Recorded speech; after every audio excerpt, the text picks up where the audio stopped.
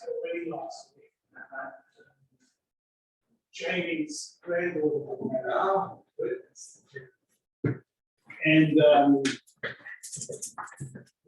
Ellie, בזמן זכבה, גרשון. Shalom Aleichem. He doesn't say Allah and Shul. Zerbi. Zerbi. Says Achim. Yeah. So anyway, so we had the wedding. So everyone was so fearful. Yeah. Right? So his kids, his siblings were had COVID. His older brother, Abed, had his Pfizer injection. He had his second Pfizer. And he got the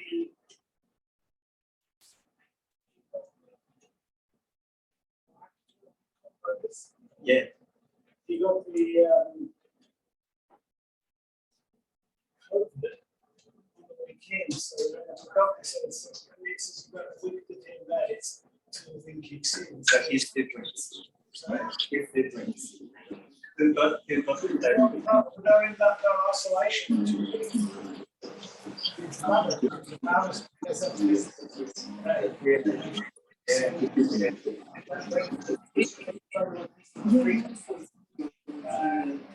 One had COVID. He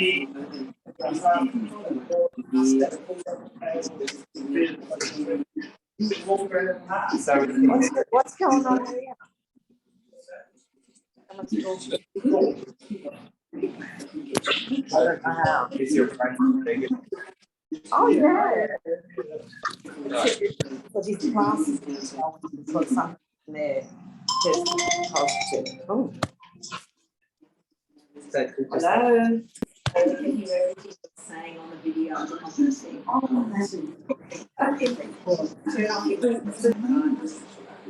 Not me, everyone. Not me. Not just being driven by those who are privileged enough to be able to make those good decisions, but we're seeing that from, the lowest paid workers. And I think a lot of that, in all honesty, is being driven by a rejection of being exploited.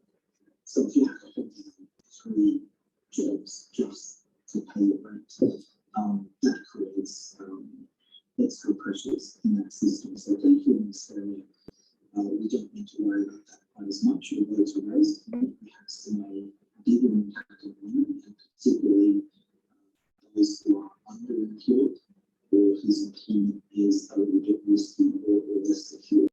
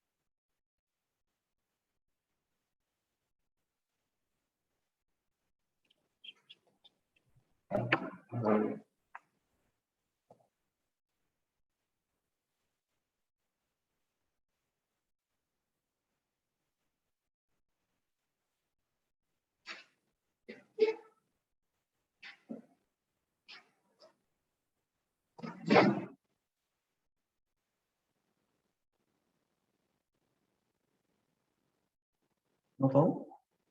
Not all? Did you hear about, did you hear about his happening? Did you hear about his happening?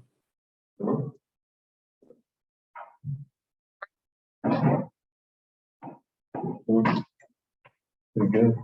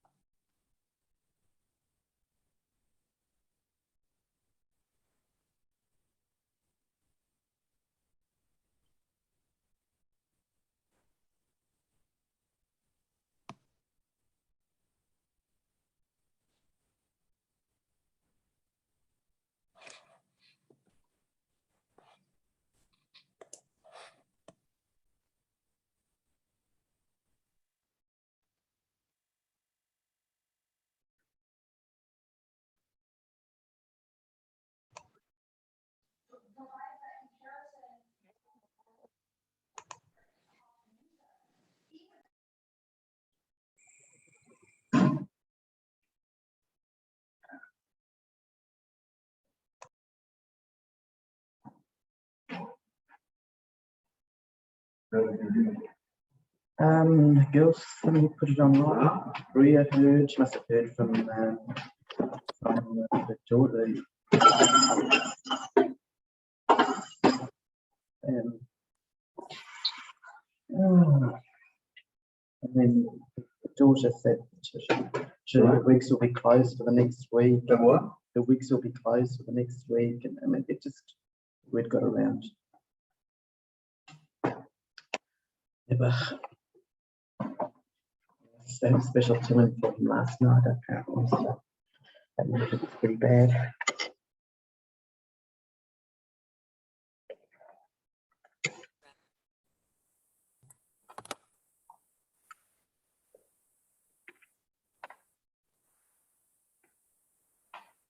I don't think we have the room connected yet.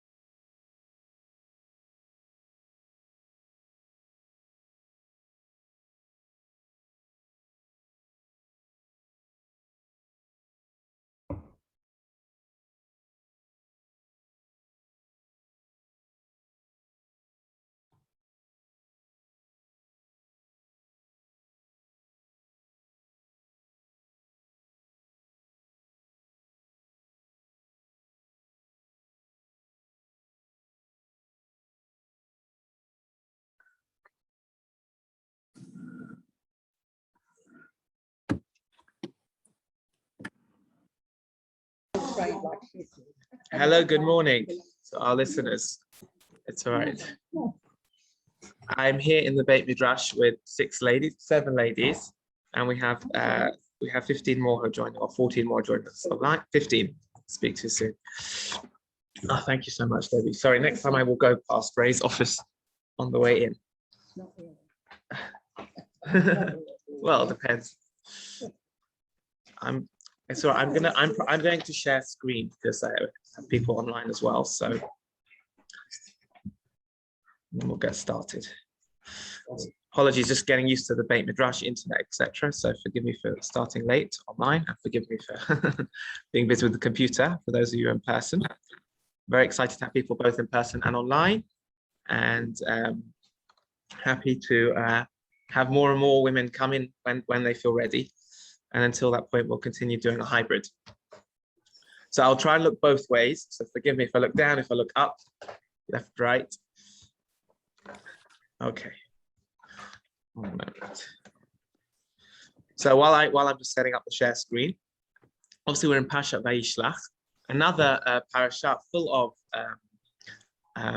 really fascinating Rambans, teaching us so much about the nature of his way of looking at the biblical characters and understanding that some of the stories which are standard for us and seeing them in really a different light. So 1 second. Nope, that's not the right shiur to open up. 1 second. What's that? Okay. Here we go. So the first Rambam we're going to look at, and I'll share screen in a moment, is basically the opening Ramban from this week's parasha. So the parasha commences at the top of the source sheet. I'm just going to share now.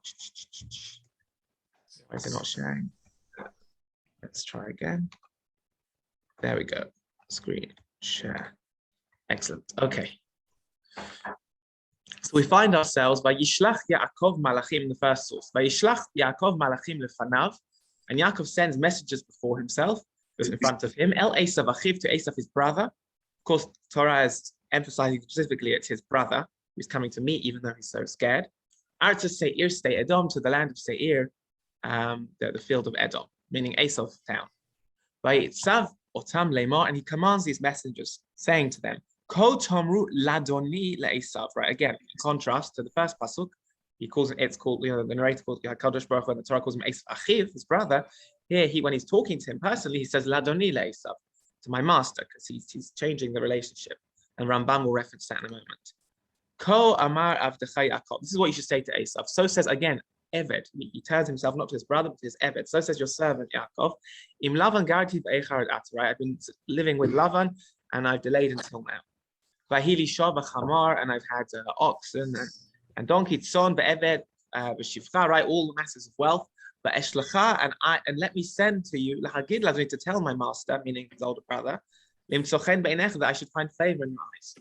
By Yeshuvu HaMalachim El Yaakov Lemar, and so that's why he sends the messengers off to Yaakov. By Yeshuvu HaMalachim El Yaakov Lemar, and the messengers respond to Yaakov, saying as follows. We don't hear Esav's response, which Ramban's also going to pick up. I'm just going to mute everyone. So sorry, not in the room. Just around. Huh? Going to meet. You're welcome to unmute yourselves. Okay, so that's one of the things you can't do in person. You can't mute all, so you just have to behave yourselves. It's one of the things as a teacher you get used to. Sort of, it's such a delight to press one button and it's done. If only I could do that in all my classes, but what can we do? I haven't invented that technology just yet. I'm not sure how legal it would be either, but so we don't hear a response from Esav. What do we hear? By Yeshuva HaMalachim, the messengers return in Pasuk Zayin. El Yaakov Le'ma, Banu Elechi, so we came to your brother. Again, calls him your brother, because for him, it's his brother. But when he's talking to him, he uses that language of Eved and Adon, of servant and master. Banu Elechi El Esav, we came to your brother, to Esav.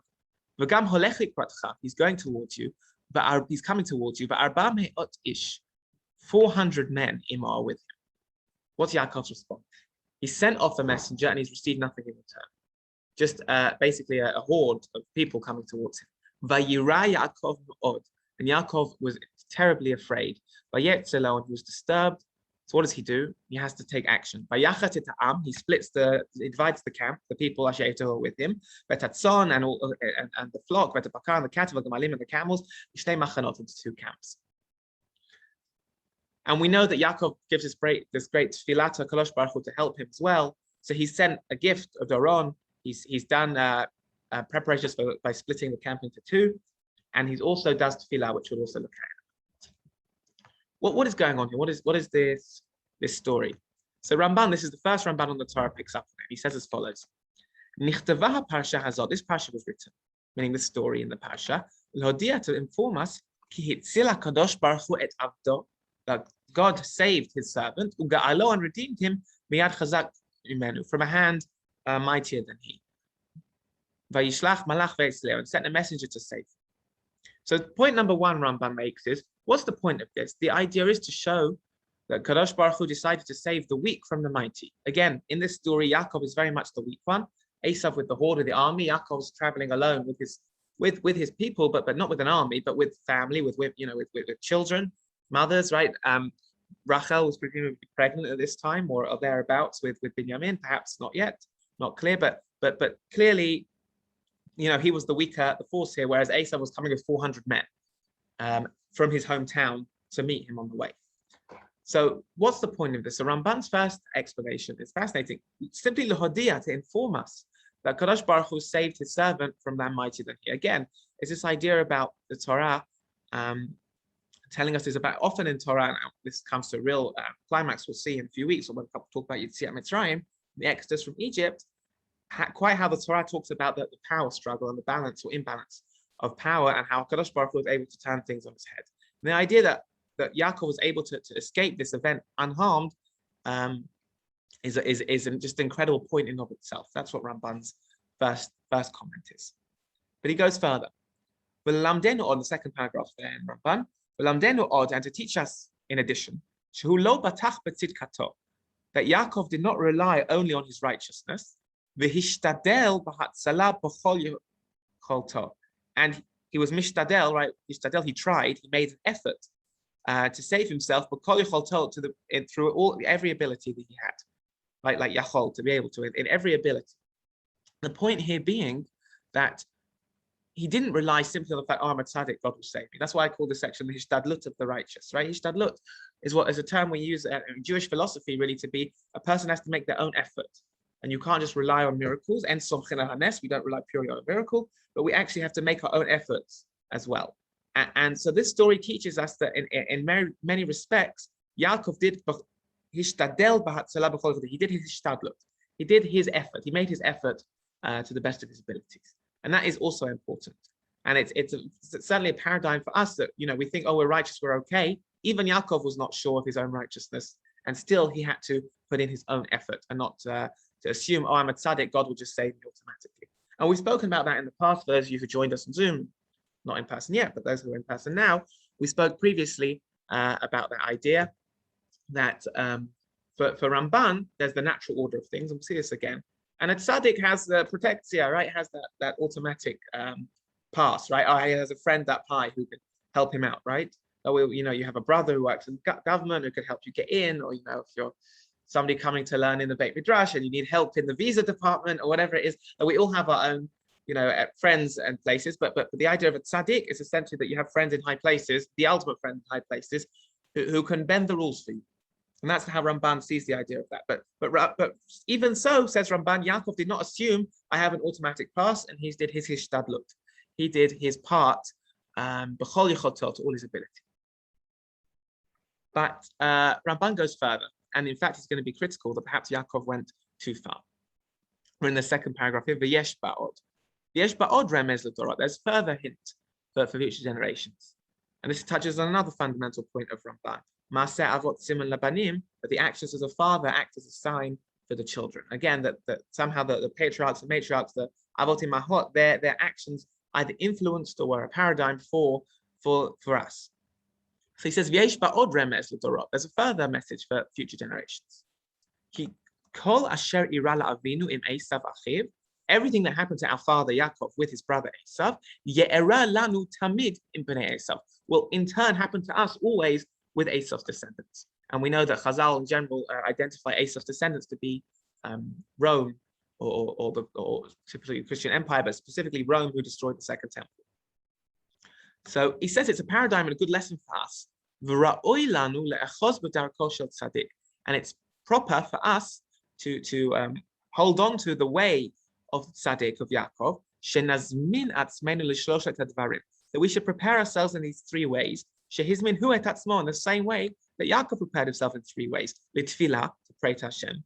L'doron, to send a gift of some sort of flattery. And to prepare for war pragmatically, like he did. He split himself into camps. He came up with a war strategy. That if livrach sell how to run away and to escape. And he points out that Chazal also talk about these three things that we learn from Yaakov. But he goes further. He doesn't just say this is like a general advice. In the same way that for Yaakov did it to Esav, that is a model, if you like, for Maaseh Avot Siman Labanim, that the actions of the forefathers are a sign, siman, a sign, but also a paradigm or a message for us too.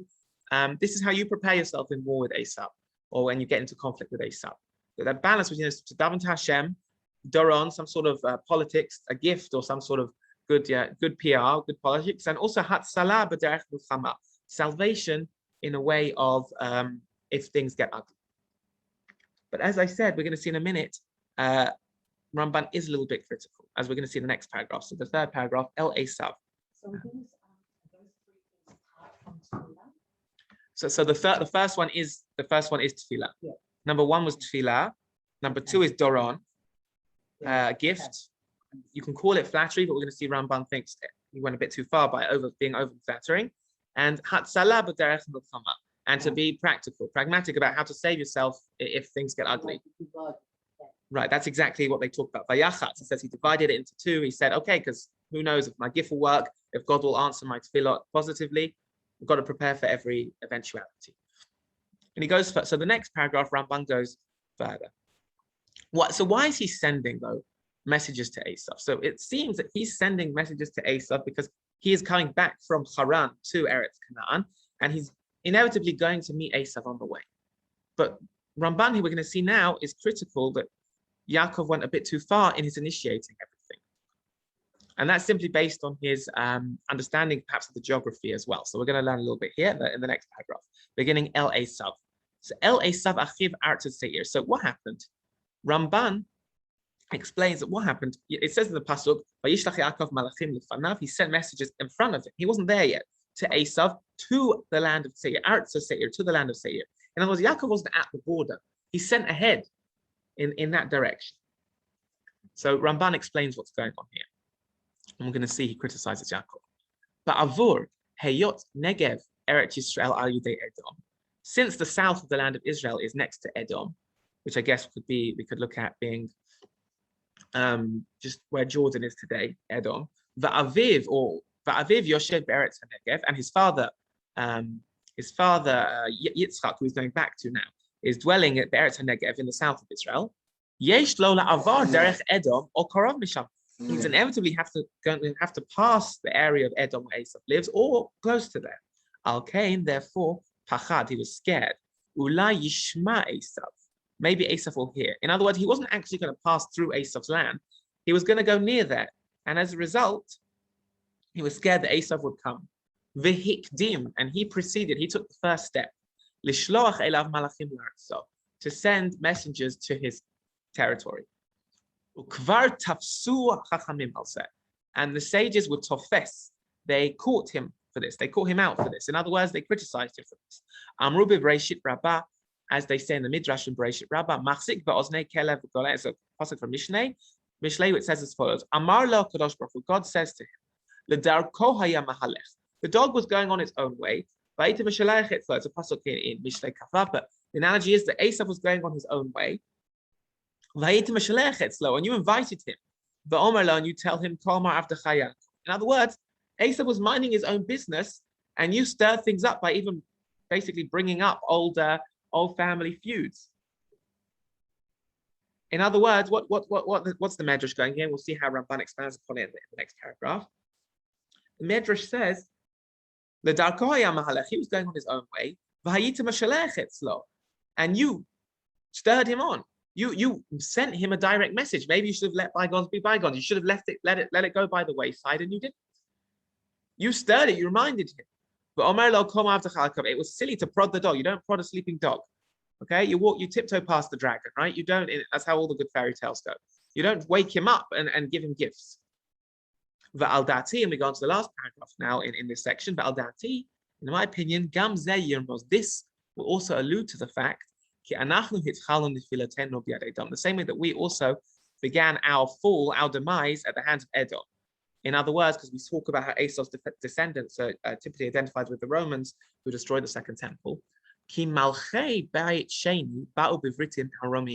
This also alludes to the fact that generations later, again, this idea of Ramban, that the actions of the fathers and the matriarchs and patriarchs have consequences or a paradigm for the descendants. The same true thing happened hundreds of years later. Over 1,000 years later, the kings of Bayit Sheni, in other words, we're coming out to Hanukkah, talking about the Chashmonaim, the Hasmonean kings. Baal Bivrit im Haromiyim, they came into a covenant. They made a covenant with the Romans. Umehem shebal barom, and some of them even went to Rome. That was the reason they fell into their hands. And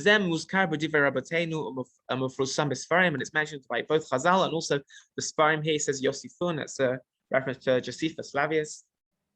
The idea that Yaakov went too far. Perhaps it's not clear what he should have done according to Ramban.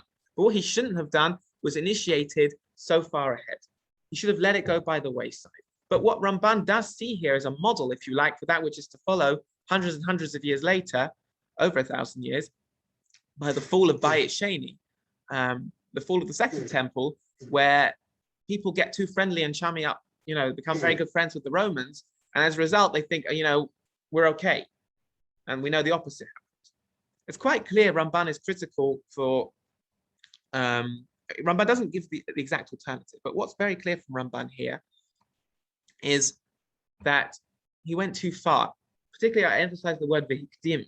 He initiated. He went first, nice and early. He went in. Perhaps he should have waited. If it wasn't an inevitable eventuality, perhaps he should have waited. But what he shouldn't have done was chum me up right from the very beginning, become, subjugate himself in the exact way. And Ramban is very critical for him. And as I said, he produces a model. Perhaps Ramban sees it. That idea of siman lebanim, in modern terms, we'll say that's like a message, or it foreshadows that which is going to happen in future generations. Ramban, perhaps even in metaphysical senses, would say it almost fixes, in some sense, the eventuality in mystical terms, that which they did, we will also inevitably do. But certainly in more rationalistic terms, we talk about the idea that this is something which in history may repeat itself. And that's what Ramban is critical about here. I mean, this is Ramban's also way of using this story as a springboard to criticize the Hasmonean kings for making peace with the Romans and those that followed them for becoming so comfortable. But that's clearly the idea, that it's that balance between what we saw in the first Ramban of you've got to do your hishtadlut, you've got to do your bit, but also on the other hand, not being comfortable that everything is wonderful now that I've made peace, and now the Romans we're best friends, and look what happened there. And so clearly Ramban is going for a balance, because he writes this piece and he brings two different diametrically opposed ideas, and clearly we're looking for the right balance here. Any questions on that point? When did Ramban live? 13th century, Spain. And interestingly, it wasn't so much with the Christians. There was Muslim rule that, the Christians took over, but Ramban is obviously writing, over 1,000 years after the Khurban, after the destruction of the temple, and he's looking back and saying that covenant that Yaakov sort of subjugates himself to Esau, perhaps too much.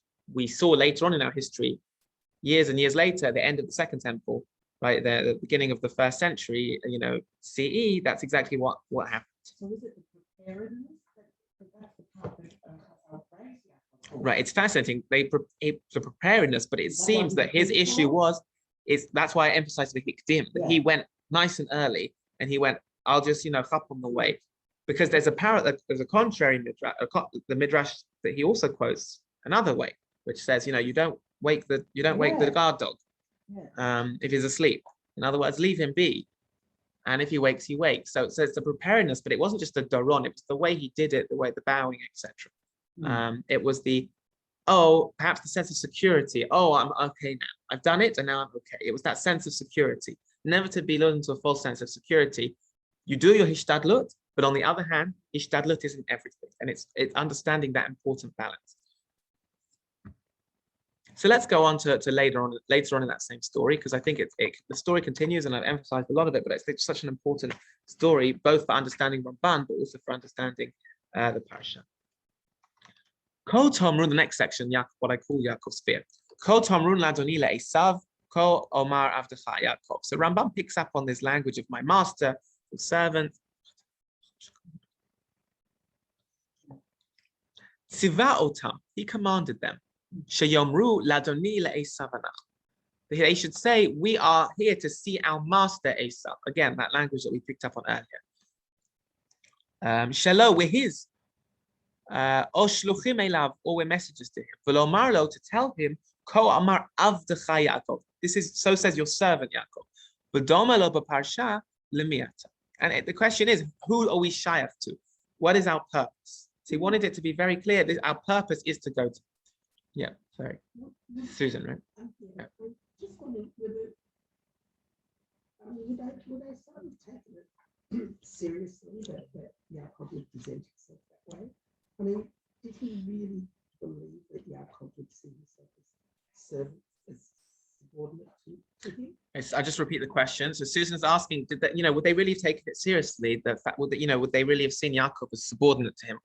So the truth is, he's been away. According to the Pshat of Psukim, he's definitely been away for at least 20 years. We know Chazal added an extra 14 years before he came, and perhaps 2 years on the way, or a year and a half on the way. So he's been away for an extended period of time. He's come back with the whole family now. And did they take him seriously? Well, we're going to see that there was no response on Esav's side. He just continues to come, and that's why I call the section Yaakov's fear. You'll see Rambam picks up on that. But the answer is, yeah, flattery goes a long way. Yeah. It's a good thing they teach you when you make sure you flatter people. It goes a long way, and we're going to see in the moment. Ramban seems to think that in some sense, Esav, the reason he didn't attack him in the end is because he did see somebody who was subordinate to him, who did step aside, and it's the level that he did it, which is what caused Esav to sort of not to calm down, and there is no ultimate big war or confrontation. We'll see inside, but it's a good question to have in mind. Well, what do we see here? We say as follows. Where are we? Yeah.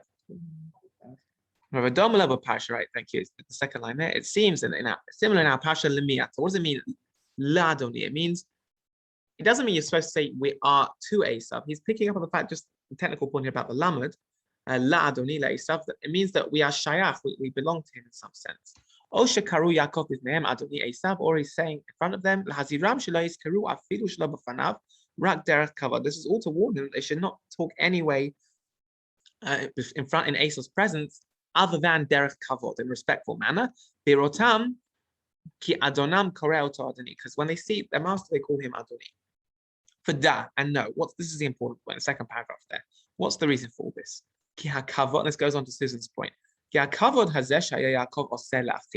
respect and honor that Yaakov was doing for his brother, and he's out of his fear to say, my master, your servant, the way these terms. And this is a bit of background, is because the minhag, the convention was for the tza'ir, for the younger brother, the tate ma'alav kavod el habachor, to give a certain level of stature and respect to the older brother. As if he's his father, like in his place. In other words, part of the culture is that the younger brother shows respect to the older brother. It's ringing any bells from Parshat Toldot, right? Ka'asher ramza lanu gam haTorah, and this is why the Torah also teaches. And the Torah also comes to talk about there's perhaps certain halachot regarding an older brother as well that we're not going to go into right now. But the point is that there's a convention here. There's a background to this respect, and that's that there's a norm, if you like, that the younger brother treats the older brother, who's head of the family in some sense, at least in the absence of the father, in addition to the father, with respect. But he also had his personal history of knowing how Right. he was treated. He had, Under the intuition. right. So what? But so what's happening? What's Esav essentially? What's Yaakov essentially? But what's Yaakov essentially doing here? He's playing the part of the younger brother. Despite everything that's happened, what's happened here, says Ramban, Yaakov is playing the part of the younger brother. Exactly what he's doing. V'hinei Yaakov lakach b'chorata, right? As you both just said, Yaakov surely took his b'chora, took his birthright, ve'et birchato, and his blessing. Ve'esav sotem oto aleim, and Esav resented him for them. V'ata, and now, years later, hayam mar'elo, he is displaying towards him, ki'ilu ein ha'mechira hahi etzlo klum, as if that sale way back when is nothing, is void. V'chi hu noheg bo kabachar, and he is acting as if Esav is and always has been, I'll add in, the Bachar, the Av, and the father, or the leader of the house, if you like, in order to remove that resentment from his heart. In other words, what's Yaakov doing? Yaakov's acting as if everything until now was null and void. He's using terminology. Ramban's giving background. It's not just he's calling him my master, it's not just flattery. It represents something for Ramban. He's, in other words, at least pretending to Esav, you are the Bachar, and I am the younger brother. And therefore, he's using this terminology. There's a logic to it. It's not just simple flattery, but it's in reversal, if you like, at least secret, not really, but at least superficially, a reversal of the of everything that happened all those years ago. But we know Yaakov was scared, even though he sent everything. Vayireh Yaakov, at least the next pasuk. But avor she'amru lo, because they said to him, Ki yatsa Esav me'iro, Esav has left his town. Who ba likrat Yaakov, and is coming towards him. V'od, and furthermore, shelakach imo anashim rabim arameo. He took many people with him, 400. Haya yarei lenafsho, he was scared for his life, ma'od, incredibly. Ki amar, for he said, lo lakach kol ele rak yilachem bi. It can only be that you go out your town with 400 men if he's coming to attack you. So why was Yaakov so scared? What triggered this besides the regular figure you already had? Why does the Torah then tell us afterwards, Yaakov ma'od? So this is the end of page 1. And I believe regarding this matter, says Ramban, Ki Esav lo kibel hashluchim kehogen, that Esav did not accept the tribute, the messengers, in a good manner. V'lo hishkiach alehem, didn't care about them. Like hashkacha, like to providence, right? He didn't care about them. Mashkiach was a mashkiach kashrut. He didn't reside over them. He didn't care. V'ulai, and perhaps lo hayu lefanav, perhaps they weren't even in front of him. Ki lo natan reshus she'avo lefanav, perhaps he didn't even allow them into his room. Can you imagine the messengers come? This is Ramban reading between the lines of the fact that we don't see a response from Esav, right? All we hear is the messengers come back and say, Esav's coming 400 men. There's no response from Esav. So Ramban picks up on this lack of detail and says, what must have happened? Esav didn't let them in his room, the king's room, whatever, the mayor's room, or wherever he is in his town in Edom, in Seir. He didn't allow them in. He didn't admit them. Because otherwise the Torah would have told us. The Torah should have told us, that Esav asked, how is my brother? Mine, what's going on with him? What's going on with his household and his children? And they would have and asked how, and inquired of him. And they would have told him, tell him that I'm coming to see him. There would have been some dialogue here if Esav had received them. For him, they would have reported it to Yaakov. And the Torah never tells us davar b'shem Esav. The Torah does not tell us that the shlichim, the messengers, responded anything. Top page 2, right, in the name of Esav. Aval evrato shmura belibo. But rather his animosity stayed in his heart. I think that's a good translation for Evra. V'la'asot lo ra'ah, and to intention to do harm to him. That's why he went with this massive, this whole marauding army. And the messengers who went to Esav, they did their homework in the camp, right? They investigated in the camp. And they knew that he was going towards Yaakov. In other words, how do we know about any of this? It's only because they found out from the guards outside. There's no dialogue with Yaakov, with Esav. We don't see that they come to Esav. We don't see that they come to Esav whatsoever. And we don't hear any response from Esav. Says Ramban, you see, this is why Yaakov was so scared. His peace offering is rejected. There's no response. They're not admitted. They don't even get to Esav. They don't get that far. They're not allowed in. V'zeh ta'am v'gam. No, the second paragraph down page 2. That's the reason. V'gam. The Torah also says v'gam, right? The Torah had said in Pasuk Zayin, it had said, he's coming. We went to your brother. V'gam holech likratcha. He's also coming towards you. Because there's an additional point here. Why does it say v'gam also? Ki amru, because they said, Banu el achich el Esav. We came to your brother to Esav. V'lo ana otanu davar. He didn't respond to us in any manner. V'lo shalach lecha divrei shalom. He doesn't send his regards. He didn't send anything. V'gam, and not only that, but also holech likratcha b'zorah v'chayil. He's coming to with you with great strength and with an army. And therefore, hosif lo pachad al pachado. And that's why it adds further fear on his already existing fear. Vayira Yaakov ma'od vayetzelo. And Yaakov was incredibly afraid and he was distressed. Because not only is his tribute rejected, Esav now comes back. And now perhaps we can understand a little bit where Ramban says, you quotes that other midrash, not the one praises him, but the other midrash that says you don't wake the beast. Maybe it would have been better to leave it by the way. But not only has he's antagonized him, right? He's bothered him, right? And not only has he not received any welcome, but he's received the opposite. Now he's coming towards him with harm. And so our rabbis tell us, also quoting the midrash in Bereshit Rabbah, the messengers. He says this is what Chazal are alluding to when they say that the messengers hikiru bo sin'ah. They noticed hatred in him. In Esav. Amru, they said, Banu el achich el Esav. We came to Esav, your brother. Atan noheg bo k'ach. You're acting towards him like a brother. V'hu nohegim cha k'Esav. Aval basof. So what changed? Because why is there no war? What happens? And we might not get to this side, but Ramban alludes to it already here. Aval basof, but eventually at the end, things aren't that way. So what changes? At the end, in the next perek, when he does see the great honor that Yaakov has performed to him, and subjugates himself before him, by bowing to the ground 7 times, merachok, from afar, ad until he approaches, draws near to him, nichmaru rachamav. His mercy. His mercy came through, basically. It pulled at his heartstrings. There's a genuine change in Esav, says Ramban. His mercy is pulled at. And he thought that Yaakov is in truth recognizing Esav's right as the Bechor, and his greatness over him. Kasher Perashti, as I explained above, that we saw earlier. And he was comforted through this. Esav was comforted through the fact that Yaakov is mashpil. He subjugates himself to Esav. Right.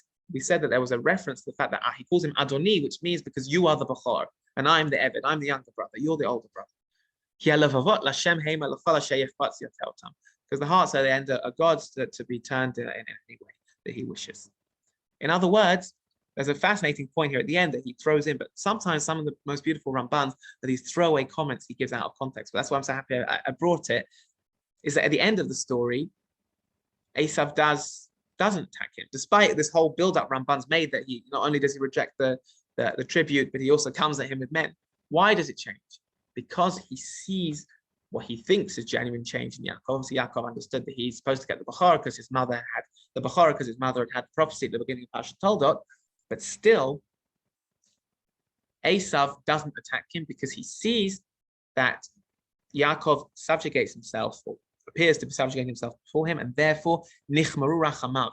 It pulls at his heart and he has mercy for him. And that's a very powerful point, and that's why there is ultimately no confrontation, because at the end of the day, Yaakov's actions, even if Ramban was critical earlier that they were too early or too much, still, the fact that he did do something meant that Esav thought, oh, he's recognizing me as the Bechor, and therefore he doesn't attack him.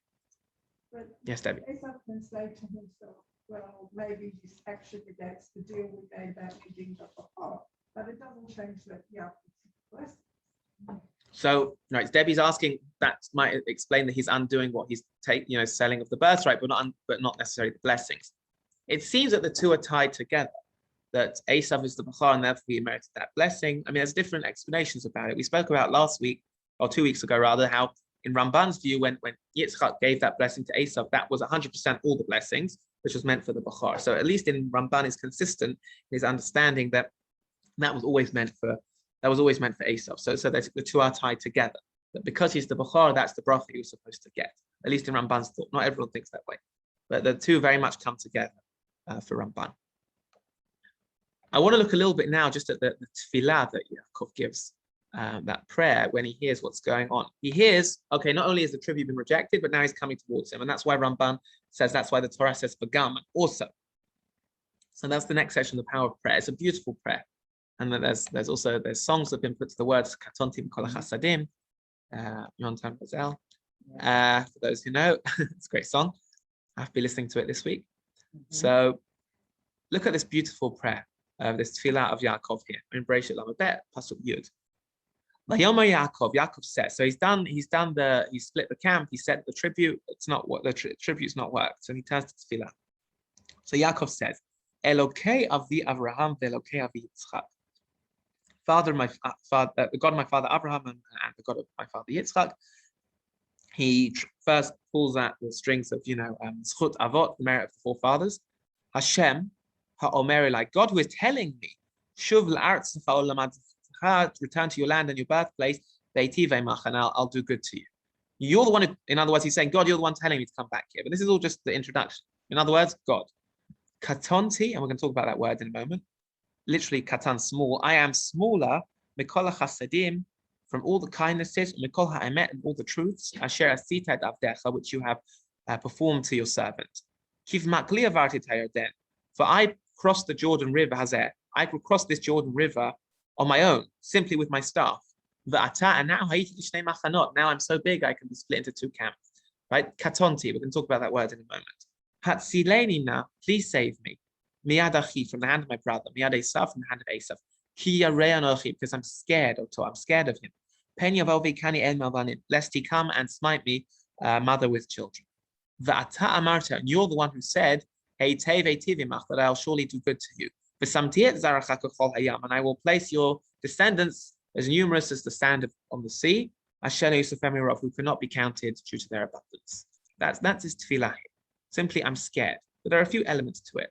And the opening line, besides for his addressing Hashem as the one who's telling him to come back, and who's also the God of his fathers, he says this word, katonti. Literally, I'm smaller than all the chasadim, all the kindnesses, and all the truths which you performed for me until this day. And he references why, because I crossed running away from my brother all those years ago by myself. And now I'm shnei machanot. Now I'm numerous in number. So let's have a look at that first word, katonti. So first he quotes Rashi, and he doesn't like it. And he gives his own explanation. So we're looking there at, Ramban in katonti. Katonti mikol chasadim, I'm smaller than all the kindnesses and all the truths that you perform. So first he quotes Rashi. Rashi says, what does it mean, I'm smaller? It means says Rashi, I have become small. That my schuyot are less. In other words, you got a full tank. These are the merits I can use up. And because of all the kindnesses you've done to me on the way, you've delivered me safely, my tank is getting empty. I have become smaller in terms of my merits due to the fact that, God, you've used up my points on the kindnesses that you've done. So that my merits have become lessened through the kindnesses and truth that you performed for me. That's why I'm scared, says Rashi. Shema perhaps since you promised me I'd become less due to sin, and as a result I don't have the same points, and it will cause me to be delivered into the hand of Esav. Lashon Rashi. Those are the words of Rashi. Says Ramban, Ramban says that doesn't sit well with me, and it doesn't sit well with the words of the psukim. So katonti, and this points on a point that I raised at the very beginning of our learning together, that whereas Rashi uses a lot of midrash, a lot of imagery, Ramban is much more of he said he's not a darshan, he's a pashtan, right? He doesn't look at the drash, he looks at Pshat and he says, but the Pshat, that doesn't work because it doesn't say Zchuyatai Ktanim or Ktanot, that my merits are less, but rather Katonti, I am smaller than the Chassidim. So even though that's a great level on Drash, says Ramban, it doesn't work on the Pshat level. And he rejects it for a couple of other reasons, grammatical.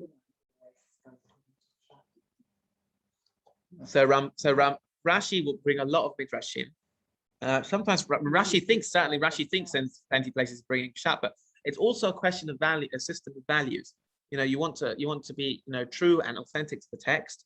You want to have covered covered for the avot and imahot. There's all sorts of factors when one is coming to look at Pshat. Grammatical grammar is a big one, and also Rashi had a different grammatical system to others. But if you have 2 root words or 3 root words, and there's all different systems. I'm happy to talk about it for another time. That's my bachelor's is in Hebrew language, so I'm a big fan of this. But in general, whereas Rashi will jump on a midrash because it fits into the bigger story, Ramban will say, well, locally that doesn't work, even if it fits into the bigger picture, and therefore Ramban will often reject certain things. So what does Ramban understand katonti means? It doesn't mean that my zchuyot are less, my merits are less, but rather aval katonti, I am smaller. Lomar, this means, says Ramban, ki katon hu mihiyoto ra'oi. He is smaller from being worthy. In other words, what does katonti mean? I'm not worthy. I'm too small for this. I don't deserve this. B'chen, and similarly, and he quotes elsewhere in Amos, Mi Yakum Yaakov ki katon hu, Yaakov ki katon hu, meaning because he's small, but it means he's not worthy. Mi yoto yechol lispol kol nigzar alav. He's not worthy.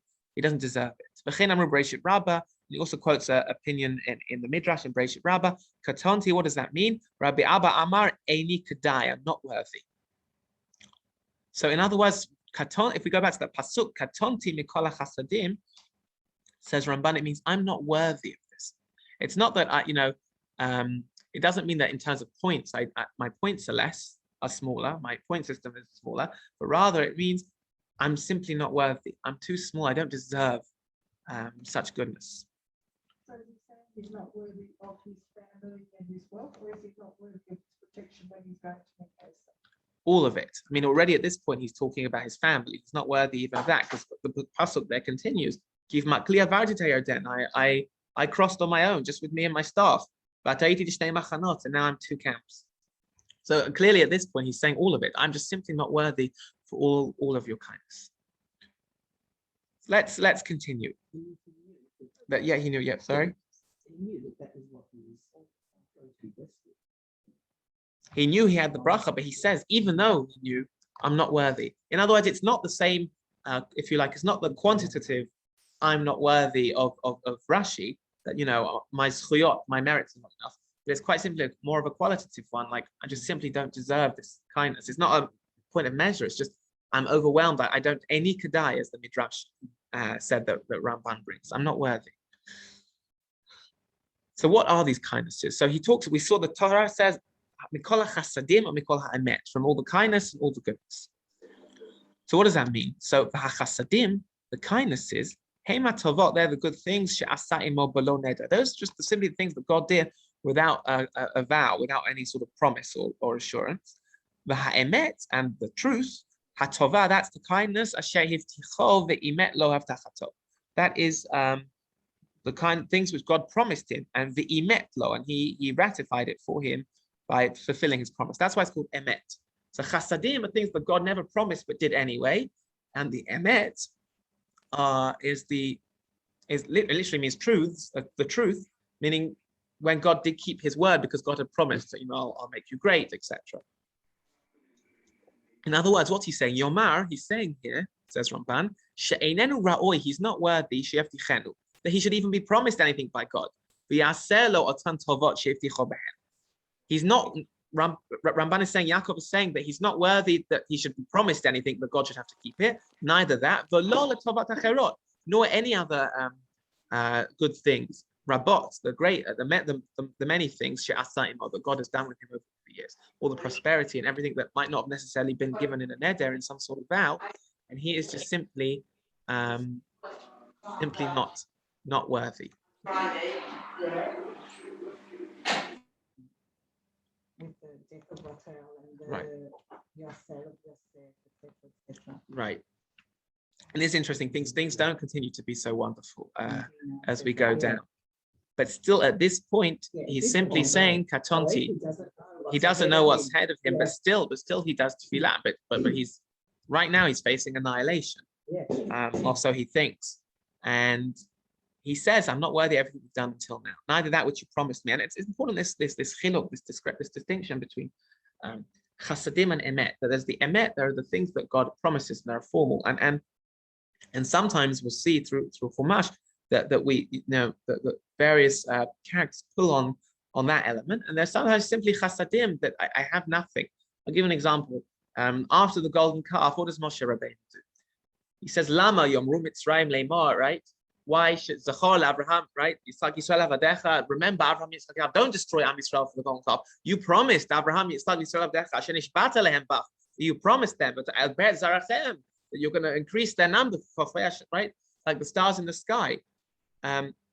Simply, in other words, it's like saying, God, but you have this contract. Sometimes you pull on the emet. You're legally obligated. Sometimes, though, we don't daven that way. Sometimes, and it's always the mark to know where you do. And Yaakov here is saying Ramban references both things, chasadim and emet. So sometimes, Moshe Rabbeinu especially will pull on the emet. You promised you can't destroy them. You promised you have a contract with Abraham. Sometimes we don't pull what Ramban defines the emet here. Sometimes we pull on the chasadim when we say we just don't have anything. Avinu malkeinu, right? Chanenu va'anenu ki en banu ma'asim. Right? We don't have, our Father, our King, have mercy and be gracious to us. Even though we have nothing, or perhaps dafka because we don't have anything. Simply just do, righteousness and kindness. And save us. We don't necessarily have anything. And it's the question is, when do we pull on formal prayer and when do we pull on that chesed? We've spoken about that before. But it's that idea, and Ramban is saying Yaakov pulls on both strings here. Okay. I'm going to skip the next bit just because I'm on the watch. We're going to go to the next bit, actually, the last bit of that section. We're going to go to the brothers at Shechem, I think on page 3, just for time, because I want to make sure that we cover, I think this is important to cover. So let's read the story inside. So we're not going to read the whole story, but obviously we know that Dinah goes out. Unfortunately, she's taken by Shechem and she's raped, unfortunately. And then suddenly Shechem and his father Hamor come to Yaakov and the brothers, and they say, he wants to marry Dinah. Shechem wants to marry Dinah. And we know the story ensues that the brothers say, well, you've all got to do Milah, you've all got to have a Brit Milah, and then the whole town has a Brit Milah. And then on the third day, Shimon and Levi come and slaughter the entire town, or at least all the men of the town. And Yaakov shouts at them, and they shout back. And it's inconclusive as to exactly who wins. So let's just have a look at a very specific piece there. And this is so top of page 3. Let's look at the psukim regarding the actual debate regarding what that we want to marry Dinah. So in Pasuk Vav, say Hamor Avi Shechem al Yaakov the very Torah, right? The father of Shechem, Hamor, goes out to speak to him. Uvnei Yaakov ba'u min hasadeh. And meanwhile, Yaakov's sons have come back from the field, Kusham Am, when they heard what happened to Dinah. Vaytatzvu ha'anashim, and the men were saddened. Vayichar lehem od, they're incredibly angry. Ki nevala asra Yisrael. There's a terrible thing to be done in Israel. Lishkav et bat Yaakov, to lie with the daughter of Yaakov. Such a thing cannot be done. Shechem's father speaks with them. Lamar saying, my son Shechem loves your daughter. Let him marry her. Let's intermarry out your daughters with us. You give us your daughters, and take and you can take our daughters. Let's marry into each other. And you'll dwell with us. And the land is yours. Dwell in it, do commerce in it, and take hold of it. And then Shechem, the son who wants to marry Dinah, turns El Aviha to her father. It's important that also Yaakov's mentioned here. To her brothers. Let me find favor in your eyes. Hashem temrum le'etain. I'll do whatever you want. I'll give whatever you want. I just want to marry you. Harbu alai ma'od mohar. Give me a great dowry, umatan, and gifts, a big tuba, right? Ve'etna ka'asher tomru elai. I'll give you whatever you want. No li'et na'ra isha. Just give me the girl as a wife. Let me have her as a wife. So firstly, what's important is, and Ramban's going to pick up on this, Shem turns to Aviha ve'elachem, to both Yaakov and the brothers, but whose responds? Only the brothers. And the children of Yaakov answer Shem and Chamor b'mirma, through deceit. Does that word sound familiar? Right, right. Yaakov also knows. So they've learned, Yaakov also knew how to do mirma, how to be deceitful when he stole the brachas from Esau. By Daberu Asher Timet Dina Chotam, and they spoke about the fact that he had defiled their daughter, their sister Dina. Ve'amru alehem, and the brothers said to them, to Shem and his father, Lo nuchal asat devar zeh, we can't marry you. Tetzachotenu leish. We can't give our sister to a man, a shelo or la, who's uncircumcised. It's a disgrace for us. Well, listen to you if you do this. If you be like us, you have to circumcise every single male. Then we'll give you our daughters, then we'll marry your daughters. And then we'll dwell together. And then the pasuk ends there. If you don't want to listen to us, to all circumcise yourself, then we'll go. So there's this point that Yaakov says something, but Yaakov doesn't say anything, only the brothers speak here. So let's look at Ramban. Behold, Chamar and Shem el Avia velachem tibru. Chamar and Shem spoke to her father and her brothers. Aval Azaken, but meaning the eldest one, Yaakov, lo anal tam davar. He didn't respond at all. His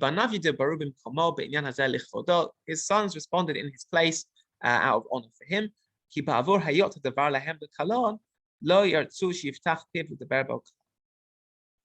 it was a certain matter, they didn't want him to have to talk about this whole issue because it was a great upset. Rather, they will do all the talking because Yaakov was so distraught about the whole matter. Next paragraph. But there's a question here. It seems by Yaakov's silence that he was happy with this whole arrangement, that they were going to get them to all do Milah, and then when they're all fine, they'll go and slaughter the town. Because they said this condition about they have to do Brit Milah in front of him. He knew their response. He knows them that they were responding in Mirma, in a cunning and deceitful way. So why was Yaakov so angry at them when they eventually did go and slaughter the town? And furthermore, it cannot be it cannot be that Yaakov wanted to marry him off to the person who defiled his daughter. And all the brothers responded in this deceitful way. And it's only Shimon and Levi who actually went and slaughtered the town. And Yaakov, and we know from Parsha Vayechi, curses only Shimon and Levi for their actions. So Yaakov is silent here about the whole plan. So what's going on? Next paragraph. And the answer is, the deceit was simply in the fact that they said that they wanted to circumcise every man. It's not that the plan was always to kill the town, but rather it was just a cunning way to get them to back out. Because if you go to them and say, you can marry a daughter, but you have to convince every man in the town to be circumcised, they thought they'd back out.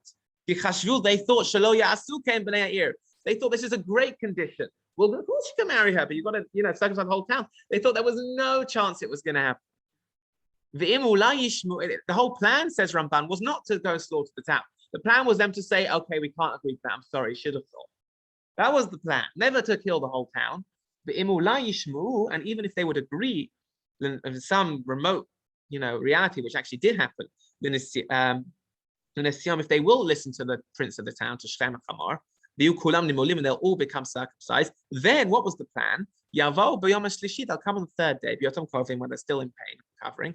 They'd simply go in the house, grab Dinah, and run, and no one could run after them. That was the plan of all the brothers, and with their father's permission. That was the plan. So either that they'd reject the shidduch, or while they're all recovering, they'd run in the town, and no one could run after them because they were all unwell from performing milah. That was the plan, to take her and run, or to put a condition which they could not agree to. Never was the plan to kill the entire town. Shimon Levi, but Shimon and Levi, it wasn't enough for them. They wanted to go further. They wanted to take vengeance. Therefore, they killed all the people in the town. And it may be in the next paragraph, that Yaakov was so angry that he cursed them, because they killed the entire town, including those who didn't do nothing wrong. At the most, they should have killed only Shechem himself, at most. And of course, talking about that, given the norms of the time, for somebody who takes a woman and rapes her. And this is what the Torah is saying. This is the deceit, the cunning that they use. It was never to go, get them all weak so we can kill them all. It was simply so that it would not agree to it, because this is a ridiculous condition, to get the whole town to be circumcised, or simply that even if for some remote chance that they did do it, they just, while they're recovering, they take Dinah and run. Well, I guess he was the Nasi of the town, but we know that then Shechem goes back to, and Hamor go back to the town, and they say this is really good. This is really good business. He's wealthy. We're going to marry in. So it was good business. It was a big economic decision for for this town. It was a big deal.